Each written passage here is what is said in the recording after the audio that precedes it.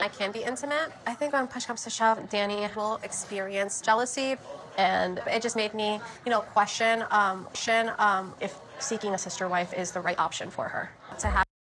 And listen, we've known from the very beginning that her seeking a sister wife was really never a good idea, because at the end of the day, it is very, very clear that she's trying to sabotage any chance of her husband bringing in a third woman. No, a second woman. Let's just call it what it is. Do you know what I'm saying? Now, also, if there's an echo in the background, I do apologize, folks. I'm currently renovating my room and I've taken out a lot of stuff, so therefore the room is quite hollow right now. So I do apologize. But it should be back to normal as of the content that I'll be creating tomorrow. But nonetheless, though, let's continue and let's get into this nitty and gritty. More children. I just want to make sure it's like the right situation. Jackie wants more children is, I don't want to say a red flag to me, because imagine saying that someone wanting more children is a red flag. Obviously, she said I don't want to say it's one, but she's saying it's one. That's crazy business. But this is what I mean, because she's literally on a mission to sabotage any chances of another woman coming into this marriage. And it's crazy because why didn't she just be honest about it and say, listen, I don't want to have a sister wife. Just say as it is. They're taking it at face value. I would assume that she would want to have children with Yesel, which for me is just a non-negotiable. Definitely nerve-wracking in the aspect that that might be a deal breaker for her, which is... The way she's saying it may be a deal breaker for her. Girl, why are you lying for no? It's a deal breaker for you. You're making it abundantly clear. Huh? Come on now, the woman's already told you that she would like to, explore the idea of having more kids. And you're out here talking about it may be a deal breaker for her. She's moving absolutely bonkers. The level of stupidity is surreal. It's hard. Having a child with you specifically is just not something that I'm willing to compromise on. She's gonna be comfortable with me sleeping with the sister wife. Now, we have a red flag with the baby boundary. What's the point of doing this if you are not ready? Boom, bam. Red flag, literally everything.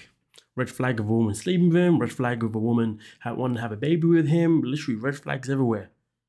Honestly, I don't know why he's even trying to pursue this, because he knows his wife is clearly not down for this. I mean, at this point, I'm just going to say these two just decided to turn up to be a part of the season because they just wanted some TV time. Because their storyline isn't making sense to actually try and seek a sister wife. Nah. Like, listen, I believe she's quite close to his ex-girlfriend, who is also his baby mom for his first child. And they're very close. They're obviously besties. And to be fair, even if she said, oh, let me come in and be a part of this throuple or whatever, she probably have an issue with that one too. Because at the end of the day, this lifestyle is not for her. But the fact that she doesn't have the balls to just speak up and say her truth is just irritating. But nonetheless, though, let's get into the next couple. Since I haven't heard from her, I have kind of been talking to someone else. Reached out to me and I responded and we started going back and forth. I don't know if I believe that this woman reached out to him. Obviously, Shanae last week made it abundantly clear that she's now started seeing somebody else, and that person doesn't want her still seeing Matt, which is completely fine. You know what I mean? Because obviously that guy isn't about the whole open marriage, seeking sister wife type situation. You see what I'm saying? So obviously, I guess that woman's gone ghost for the time being. So this guy's out here trying to find replacements, and he's talking about how she DM'd him. I doubt that she measured him, to be honest with you. But let's get into it, folks. What I don't get, though, is like, why are we moving on to someone else? Knots in my stomach right now, just talking about someone else. I feel like I need to tell her, like, we're cheating on her. I find this so weird, though, man. Anyway, listen. I don't know why she's saying she feels like they're cheating on her, because that woman, Shanae, literally said last week that she had been seeing somebody else this whole time behind their back. And they've even gone as far as having intimacy. And even gone as far as having a conversation about how he doesn't want her to be dealing with these two anymore. And she wants to talk about cheating. Hello, wake your eyes up.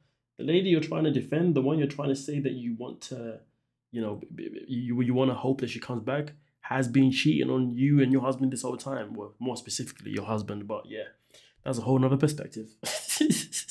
But let's continue. Matt is talking to Marilyn. Marilyn is definitely a rebound. She's that shiny, bouncy ball that's catching your attention for the time. Would be best that way.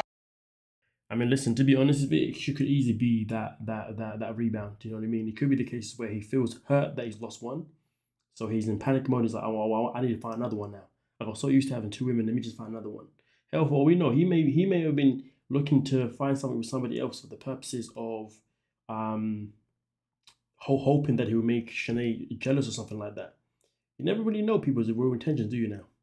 But either way, though, also, why did they not talk about the fact that he's gone and found another woman without actually asking his own wife if it's okay for them to if it's okay for him to start pursuing other people? Do you see what I'm saying?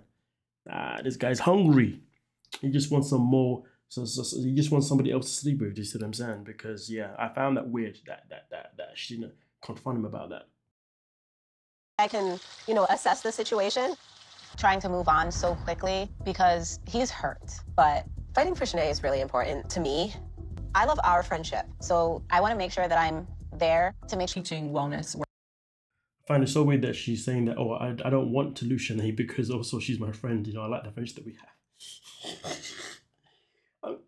But then again, though, if we're talking about Sister Wives, the TV show, we do know that obviously that they do talk about the whole concept of having a sister wife is that you are able to be friends and close with your sister wife. Because at the end of the day, it's not about the fact that you're sharing a husband, necessarily just that. It's also about the fact that you get to be able to have a relationship with somebody that you can then consider your best friend, your sister wife. You see what I'm saying? So to be fair, I guess she's displaying that part of the whole idea of a seeking sister wife in a positive way. So that does make sense. And that maybe does make sense more why she doesn't want her to let her go, because Shanae isn't just somebody that her husband sleeps with, which is so strange to say, but she's also somebody that she can go to and actually have a friendship with as well. So I see, I understand the angle that she's coming at. Workshops where we get together, howl at the moon. So that's probably as close to the moon, like when it's full, like this past full moon, were you out in the woods like howling down on all fours? The way she went into full on, she's like, so was you down on all fours as well?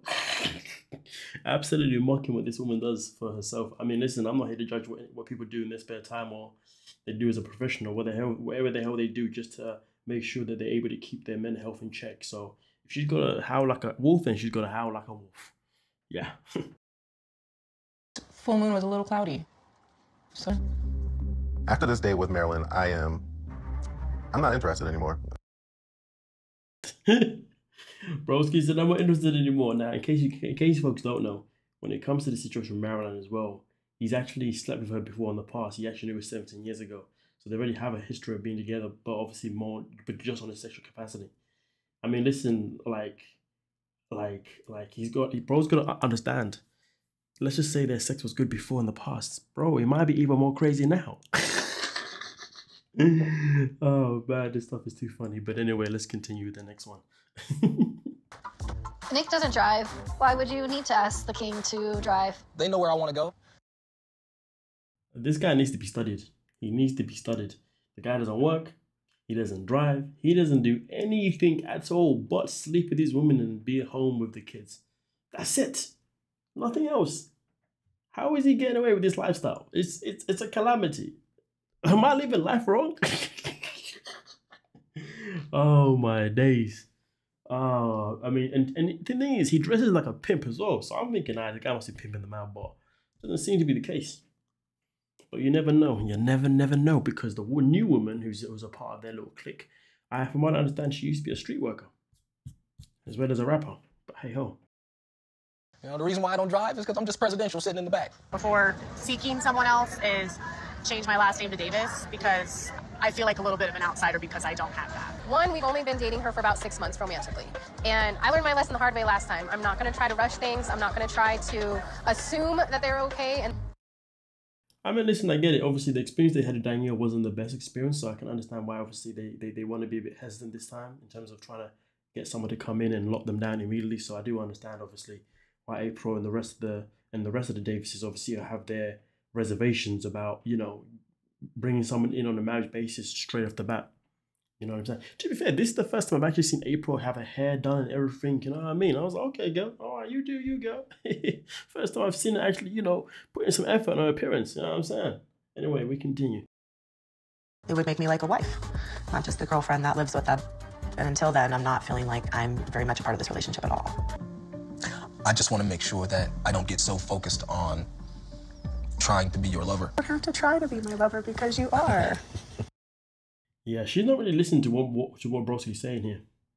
Literally, what he's basically trying to say is he wants to make sure that he's also emotionally connected to you. He doesn't want to be connected to you just based on the sexual part of the side of things. But that's not registering in her mind. Because obviously, they, like I said before, they don't want to repeat the same thing with Dannielle. So obviously, they want to make sure that the person that they bring into the family this time, again, and on the marriage purposes, is somebody that he's also emotionally invested in, as well as she's also emotionally invested in him. But, you know, obviously, she's not reading that. She thinks it's all about the intimacy part, but it's not. It's more than that. How do you think this man is able to keep these women around? He doesn't provide them with just the physical aspect. He provides them with that mental stimulation because he knows that's what locks them in. He's a smart guy. You're my lover. You don't have to try. I think Teresa's listening to me, and she's, being somewhat attentive to what I'm saying. I also get the impression that her mind is already set about what she wants to do. So there's an aspect of whatever I'm telling her that I think she's just kind of... Precisely. He's not lying at all. You know, he's trying to he's just trying to let her know why him and April and Jennifer are taking their time with her. But because she already knows what she wants, what he's trying to say isn't registering. But to be fair, that's why he should be a bit more. He should be more direct about it. He should say, "Listen, I like you. You know, I like the fact that we're vibing. Obviously, we've been friends for years, and I like the fact that we're in this position now. But before, we put you in a position where we want to marry you, I want to make sure that our mental connection is in the place where it needs to be." So to be fair, I don't know why he's actually even struggling to communicate that piece of information. To be honest with you, that's a bit sus. But hey. P will be weird. But nonetheless, though, let's get into the last one, folks. Fears are somewhat like feeling like a third wheel. You know what I mean? Like, I think naturally she is somewhat like the new shiny toy, and a dynamic can adjust and be smooth where he can like put attention to both of us. Dannielle. I mean, the matter of the fact is, these are the things that obviously was always gonna, happen, and they were gonna potentially, create an issue in their relationship. Obviously, the issue hasn't been created just yet. But to be fair, each time Dannielle speaks, it tells me one simple thing. She doesn't really want this. She really doesn't want this. And to be fair, now she's living it, she's probably disliking it even more because she's seeing that there's going to be times when he's going to go out with just the new girl, Lorena, that's the one. And she's going to be left at home. You see what I'm saying? And at the end of the day, being the third wheel is probably a part of this lifestyle. So she needs to come to terms with the fact that part is not avoidable. You can't avoid it. Those times are going to happen. Date nights, sleeping together nights. You see what I'm saying?